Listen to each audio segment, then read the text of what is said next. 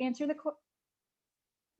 that they're going to answer the questions together. Okay, great. So as you can see, we are recording this meeting, sorry, my brain is in corporate world and not in friend world. Our session is going to be recorded tonight. If you have questions, you can ask them during the Q&A section that will be off camera or off record. So you'll be able to ask your questions then, and I'll walk you through how to do that at that point. All right. But otherwise, let's go ahead and make sure everyone is muted unless your name is Janna or Amalie. Hi, ladies. Can you go ahead and say hi? Hi, everyone. I'm Janna MacGregor. Awesome. Hi, Janna. Hi, everybody. Amalie's here. Yay, there's Amalie. Okay, great. I'm going to add you guys into our spotlight. Isn't that fun? Oh, okay. Ooh, right? I know, big day. But don't worry, I'm here with you. I wouldn't leave you alone. Not at all. Well, ladies, thank you so much for coming tonight. We're so excited to have both of you. It's a rare treat that we get two authors for the price of one. So thank you, thank you, thank you. Well, I thank Janna for inviting me. Well, before we get started, Amalie and Janna, if you don't mind, just go ahead and tell us a little bit about yourself and how you got started. Amalie, I'll go with you first because Janna, we've had you visit with us before. So how I got started writing? And a little bit about yourself and how you got started writing. All right. So my name is Amalie Howard. For anybody who doesn't know me, I write young adult and historical romance, young adult science fiction and fantasy, but that was years ago. That's how I got started. Gwen got me confused. I was like, wait, what? I started like 10 years ago. That's a long time ago. I'm like, go deep far back. I want to hear about kindergarten. I know, right? I grew up in Trinidad and Tobago in the Caribbean, and then ran as far away from my mom as I could get, and then ended up moving 15 minutes away from her. So yeah, that was like a full circle of like, find your mom. I went to school at Colby in Maine, and there I didn't do any creative writing courses. I think that's one of like my biggest regrets, not doing that. But I was published at 12. I had a poem published. My English teacher lit a candle and said, write a poem. And I wrote a poem about a bridegroom burning his bride to the ground. My mom was very worried about about where that started. And then when I was 15, I won a global Commonwealth essay competition. So I always knew I wanted to get into writing. But when I was in college, I majored in international business and French. And I knew I wanted to make money. So I took a job outside of school with an international telecoms company. And then, you know, as everybody did in 2002, 2003, read Twilight and said, why am I not writing about vampires? I love them. And so I wrote this very long, very bad book that had to be reduced by half in size before it could even be submitted to agents. And that was my first book. That was Bloodspell. It's kind of like epic vampires versus witches. And that came out in 2011. I had a few young adult titles published since then. And then I decided to write historical romance with a really good friend of mine. We were both in YA contracts and we loved reading historical romance. And we're like, let's try it. We all love all these manly dukes and dashing, like, you know, all these like maidens and amazing manly marquesses. I'm like mixing up my alliterations. And then we said, let's write one. And we ended up writing one together and our agents decided to shop it. And that was the start of the Lords of Essex series. So I wrote 7 books with Angie Morgan. She's a great friend. And then Beast of Beswick was my first solo book, which came out in 2019. The sequel is Raquel Roth. And then The Princess Stakes is my 3rd solo act, which came out a week ago. Yay. Awesome. All right, Janna, you're next. Well, let's see. I'm the mother of triplets. They're 30 years old. And they are kind of the key to how I got going writing historical romance. I went to school here in Minnesota, but I started out at the University of Missouri. My husband was actually my TA. That's how we met. And I was the one pursuing him. And so, so anyway, scandalous.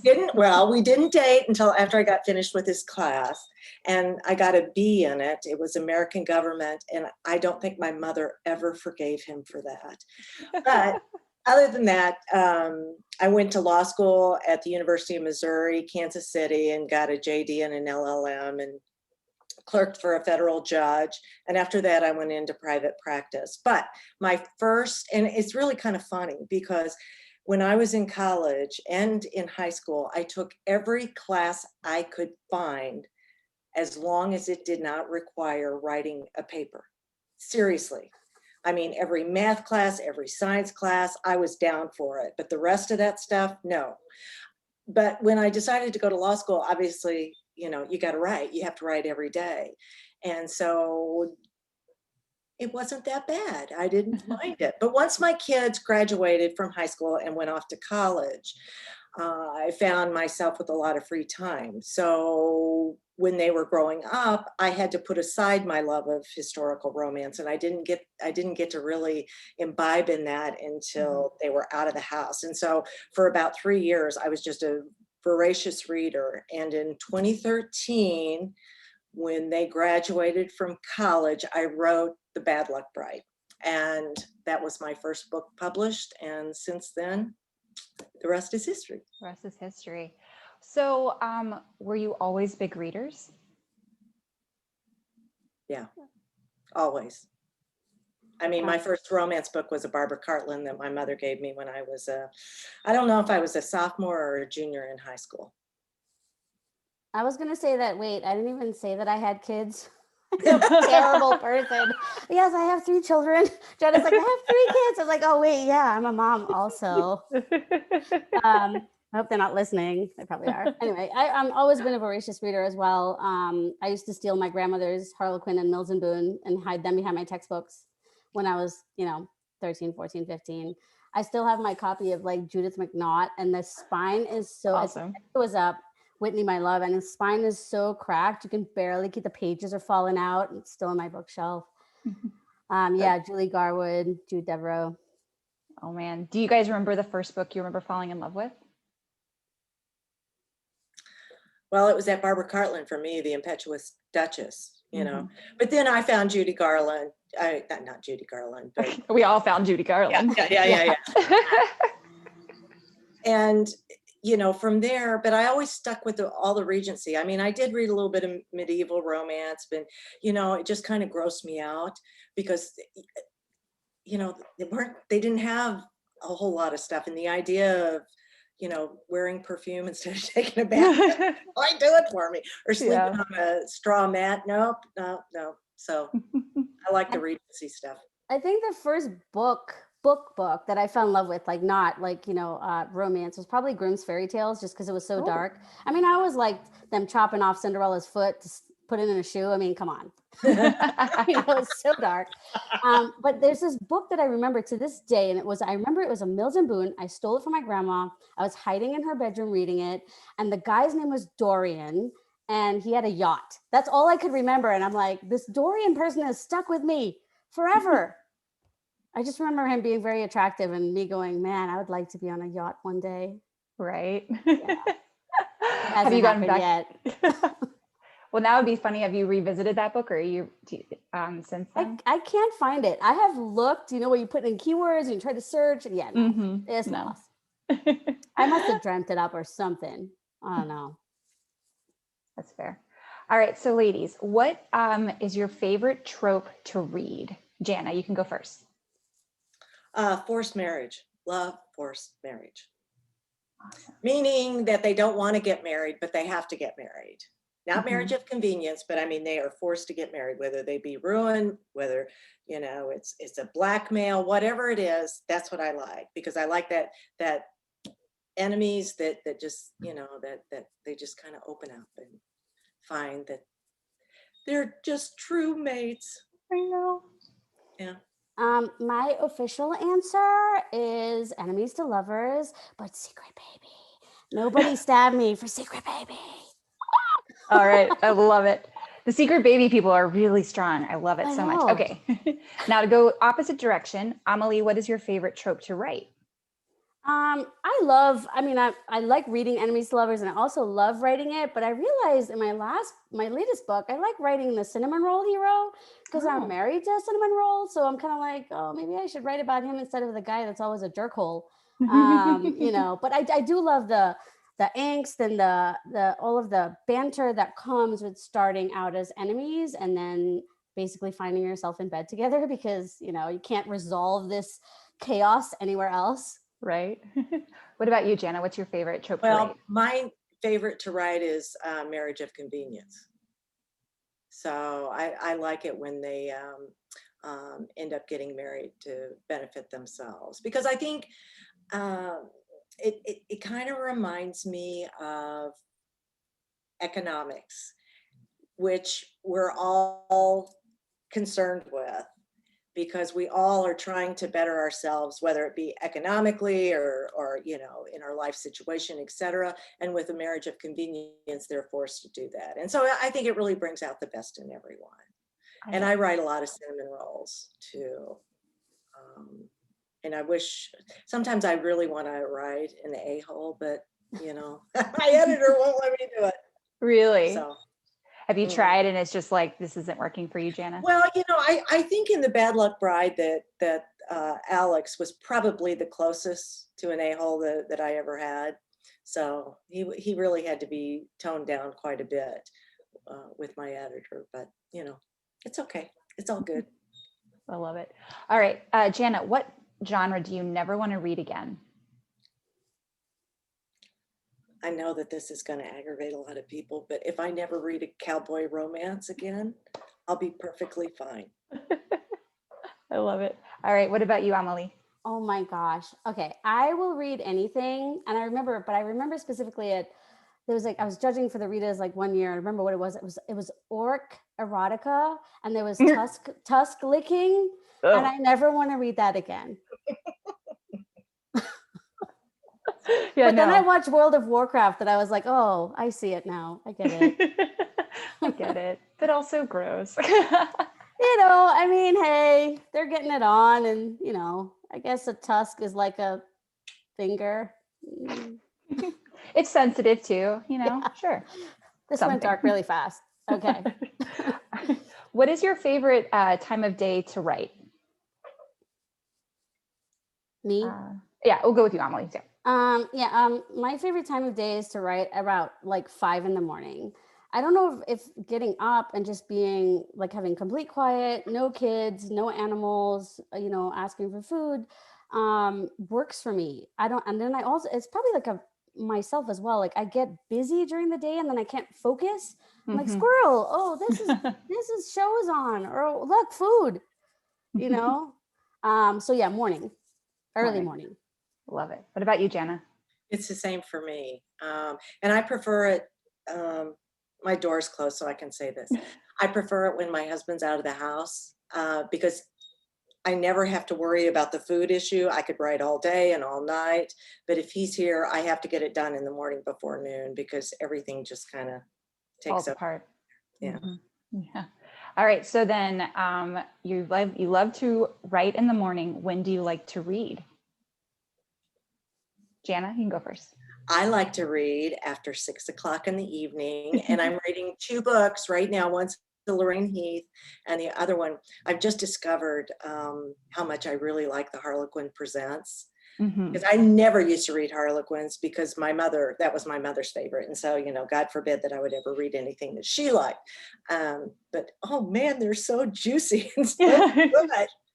And they're, you know, you can read them in 2 hours. So you can finish one a night and then off you go. So, yeah. So Janna she likes to write when her husband's away. When my husband's away, and he's away right now, I can't sleep at all. So it's awful. So I end up reading quite a lot, like, and so it's mostly at night. And then I just read, like, even like last night, I woke up at 2 a.m. lying there. Oh my God, I can't sleep. So I picked up the book I was reading until like 5 and then fell back asleep. So if I fall asleep right now, like I'm staring at you guys and I'm really sleeping, you know, just we understand. Wave. We'll be like, Amalie, wake up. Get up. Oh my gosh. All right. So what is one new hobby or practice that you've picked up recently? Amalie, you can go first. Me? Sorry. Like napping? Napping is a great hobby. It's one of my favorite. Yeah, I'm trying to like keep it under 20 minutes because after over 20 minutes, you get like that headache, like cloud. Whereas like under 20, you're just like fresh and you're like, oh, hello. I'm alive. Yeah, that's true. And it does take a lot of practice to get that nap down to like 20 minutes because I will Totally does. I like to go through a whole REM cycle and then maybe 2 more. Yeah, right. What about you, Janna? You know, because I split my time between Minneapolis and Kansas City. I know Kansas City like the back of my hand. Minneapolis, I'm not as familiar with. So my favorite hobby right now is to get in my car and drive around for about an hour, trying to refamiliarize myself with Minneapolis and St. Paul. So basically, if you guys see Janna in a car driving past your car at night, don't call the cops. I love it. Okay, so I'm going to break from my questions for a moment because I think one thing that I would love to know is how the two of you met and became friends. You go, Janna, you go. Yeah, you want me to go? I can go. I can go. So I was introduced to Janna by Kerrigan Byrne, who I love and adore, and she just said Janna's one of my favorite people in the world, and I just think you guys would get along really well. We were just chatting, and then Jenna and I started talking, and it was like I'd found a BFF from like I don't know, another lifetime or something. It was really, we just connected right away. My son was in an accident a couple weeks ago. She called me to make sure that I had the right, like, well, you know, her ex. Her law background to make sure that I was covered, and I was like, "Oh my God, you're amazing!" Oh, that's friends awesome. forever. Mm-hmm. Well, you know, and I'll tell you something. Yeah, I feel the same way about Amalie, but the Beast of Bestwick. If you guys haven't read it, you need to get it. It needs to go on your reading list right now. I think that's one of the best books that I've read over the last couple of years. Aww. I mean, it's a Beauty and the Beast retelling, and it's priceless. And I knew I had to meet her when I read it. I love it. I love friendship so much. It's so great. Okay, so Janna, who was your first book boyfriend or girlfriend? Well, just like everybody else, you know, it's Sebastian from Lisa Kleypas's Devil in Winter. I love that guy. I love that guy. He's perfect. What about you, Amalie? I don't know if I can remember my first book boyfriend. It was probably a book girlfriend. I mean, I don't even know. But my TV first book boyfriend was Angel from Buffy. And I went to a club that I used to party quite a lot when I lived in New York City. And I met him, and I was so tongue-tied. I went up to him and said, "You are the sexiest thing I've ever seen on TV." And then I ran away. He was like, okay. Yeah, that didn't work that boyfriend did not stick. He was like, "I want no part of you." I was very brave though. I was very, very, you know, glad that I said what I did, because he needed to hear that I thought he was very attractive. Absolutely. Absolutely. It's good. It's like practicing your one-liners. Exactly. You know, it's confidence. And if I saw David Boreanaz at like peak angel hotness, I too would be like. He was at peak. It was like in the 90s. So he was like, yeah. Such a babe. Yeah, wait, yeah, 90s. Yeah. I'm like so old. So did you recognize him immediately when you saw him? You did. It was in the VIP section at this club called Life, which is like the big happenings in the like 90s. It was kind of like how Studio 54 was. So like one of those. So yeah, it was, I knew who he was. I was like stalking him from afar. It was, yeah. And I think who was there at the same time? The people from Party of Five. Oh, wow. Yeah. Like Scott Wolf and all them. No, was the Chandler was there. No, wait, not him. Nev Campbell. That's her. Mm-hmm. Yeah. Mm-hmm. But she was dating him, wasn't she, at that time? Because he was there with her. Yeah. So shady. That seems about right. Oh, You're like, that's like 900 years ago, Amalie. What no. I'm just like, I love celebrity gossip. So I'm just going through like my file facts in my head of like, let me go back and see who David Boreanaz's girlfriends were. Mm-hmm. This is all very interesting. He was with a very, very gorgeous woman. And I was like, all right, yeah, I'll just go stand over here. If David Boreanaz, I just love him so much. Okay, Amalie, what is your favorite writing fuel? Writing fuel. Well, I've kind of kicked up my health in the last year just because after 2020, which is the year that will not be named. So that's kind of like the Voldemort year. Years. Mm-hmm. I started just, taking some measures with my health. And so I'm on Noom, which is like this like an app that tracks like eating, and I find like oatmeal really like helps. I know it's super boring, but it like helps me like push through like hours when I need it. And Mhm. then Pinot Noir is on the menu also. It's healthy. I love it. You're like, I'm Yeah, getting fiber and lowering my cholesterol, and I'm exactly. also thinning out my blood. It's perfect. Exactly. You know, right. Beautiful. All right. What about you, Janna?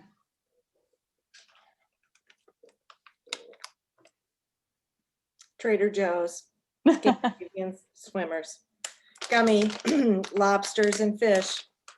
That's my I deal. had to take a minute to see what that was you were holding up. Like, what's a swimmer? I was like, what are we seeing? I know what's happening here. Anything that's gummy, anything like that, I love. Dots, of Cheating course, nothing more. anchovies. If it's gummy, I'd eat it. Okay, so I Yeah. have a question for you then, Janna. If you, between red vines and Twizzlers. Red vines. Wow, I like it. Okay, cool. I have Hands nothing down. to say. I'm a Twizzlers fan. I feel like Club Yeah, Twizzlers. fist bump. But that's great because now I'm like, I know where to send my red vines. So it's excellent. Okay. How do you celebrate a new release, Janna? Actually, I go out with my family. Normally we go out on release day, but this year it took us a couple of days. So it was like the Friday after release. And so we all got together and toasted it. And, it's just, that's what we do. Mm-hmm. What about you, Amalie? As we've established with this book club, my family is last in the world of me. I'm kidding. I got a massage this last time, so that was really nice. But it was scheduled like 2 months ago, but it just happened to be on release day. I was like, this is the best thing ever. I'm going to do this forever moving forward now. Mm-hmm. But like, Jenna, we go to dinner and stuff, or we'll, cook at home or have something just to kind of do a little toast. And the kids are really great about it, which they're really sweet. They don't understand. My daughter today, she was helping me pack up actually the swag bags for this event. And she's like, I can't wait to read one of your books, Mom. I'm like, you're 12. You can wait. Oh. Will you let her read your YAs? Yeah, probably. My son read them at 12. And honestly, I mean, I've mentioned this before. I would actually prefer my teenagers to read one of my books or even Jenna's books, because the intimacy around sex, especially, is layered. It shows you what a real relationship, a complex, intimate relationship looks like, as opposed to just going online and trying to find out, whatever it is you're doing on your own. Yeah, So, that's one of yeah. the things I love the most about romance, and especially modern romances, is that conversation and those representations of healthy romances and healthy relationships are so apparent now, and they're just so commonplace, which is very, very important for readers to see. Mm-hmm. Okay, so what advice would you give to your younger self, Janna? I think it would have been to start writing earlier than what I did. I really, yeah. I've told this story before, but I don't think to this group. When I was a law clerk, the judges, law clerks would get together and have lunch together. And there was one other female that was a law clerk. So we hung out quite a bit. And she said, when you finish your clerkship, what do you want to do? And I said, well, you know what? I'll probably work for a couple of years, but I really want to write romance. And she practically laughed me out of the courthouse cafeteria. And, that stuck with me. And I wish I would have never listened to that. So that's what I would tell. And that's what I tell my kids, if there's something that you want to do right now, or you want to do it in the future, plan for it and make certain you do it. So. Absolutely. That's great advice. Yeah. Awesome. What about you, Amalie? I think mine would be one, not to take myself so seriously. Only because as a teen, and I mean, I'm like this as an adult anyway. Also, I get very anxious about stuff and very bogged down in the moment, and I want to enjoy things. So, like if I write a book, enjoy that you've written a book. So for starting me, I'd say, hey, look, you've done this. Enjoy that. Similar to Janna, I'd also say maybe start earlier. Not be so interested in making money, but the money was great. So I can't regret that, because it took me to New York and some really great places, to France. I traveled quite a bit in Europe, which I don't know that my trajectory in life would have been the same if I had published early. But yeah, I mean, I always look at Veronica Roth and be like, dang, I'd like to be 22 and, publishing amazing books, and having movies and stuff, Absolutely. Yeah. But everybody goes on their own journey and takes their Yeah. own time to get there. Exactly. All right. Amalie, which character from the Princess Stakes would you want to be friends with? I would want to be friends with Ravenna because she's Risten's sister, and she is just a little badass. Her book comes out in October. And I just like her because she looks up to her big brother. She wants to do what he does, which is, he's a sea captain, he's running away from responsibility, and she wants to do the same, but she's a woman and she's, tied down by her status, tied down by her circumstances, by what society dictates for her. And, in book 2, she kind of says, screw that, I'm going to do me. So you guys will discover what she does, but she is just really fearless, but also super vulnerable, which I love that combination because it's like, you want to take these big steps, but you're so scared shitless of like what's going to happen because of your decision. So Yep. yeah. So much pressure I love there. her. Awesome. All right. And Janna, a Duke in Time, who would you want to be friends with in that book? Well, I want to be friends with all 3 wives. I hope so. To compare notes, because they do compare notes. But if I had to pick one of the wives, probably Constance Lysander. She's the second one, and this is going to be my Beauty and the Beast retelling. But I mean, she knows immediately what she wants, and she goes after it, and nothing really kind of bothers her. For instance. The male protagonist, Jonathan, who she ends up marrying at the very beginning of the book, insists that his English Mastiff have dinner with them, sitting at the table. And it's a series of these type of events, and she just goes with the flow. And I would love to be able to have a friend like that, because I think they would teach me how to be able to go with the flow instead of trying to have my way all the time. So that's Man. I love it. That's awesome. Okay. So what is your favorite distraction when you're avoiding writing, Janna? Besides social media, which is horrible, I would say reading. If I get stuck, or if I'm just not in the mood to write, I'll read, and I will feel as if I'm doing work, because that is work for a romance author, to read and see what's going on with other books and characters, etc. So absolutely, I love it. It's allowed distractions. Perfect. Yes. What about you, Amalie? I feel like I totally didn't answer the last question because I picked a person from another book, which is really dumb. But anyway, yeah, just scratch that and say the hero. He's very attractive and very caring. Well, tell us a little bit about him. And there's this scene that I wrote where she's climbing over him, and it's at the start of the book to get to the potty, basically, because she's trying to use the bathroom on a ship, and there's nothing. You can pee off the side of the boat and that's it. And she finds it, and he's lying in this bed, and there's this point where she's straddling him, and all she can see is just acres and acres of skin. And the scene is just so visceral because I've done that before, where you're just terrified of waking someone up. Of course, I don't think my husband's that hot, but he was super hot. So my husband does say that every man I write is after him. He's deluded, but okay. It's they're all men. Right, exactly, right? My choice, what was the question? Favorite fixate on to not when I'm not your writing? distraction when you're not writing. Okay, it begins with L and ends with I, and the middle is okay. It's low key right now. Oh my gosh, I am binging that show. Netflix is it's like crack, man. You gotta stay away from that stuff sometimes, especially Bridgerton. When that came out, I watched that in 2 days flat. If there's a series that I like, I will watch it and won't stop.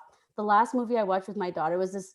It's an Indian ballet movie. It's called Yeah Ballet, and it's so good. It's YEHBALET, and you can watch it with subtitles.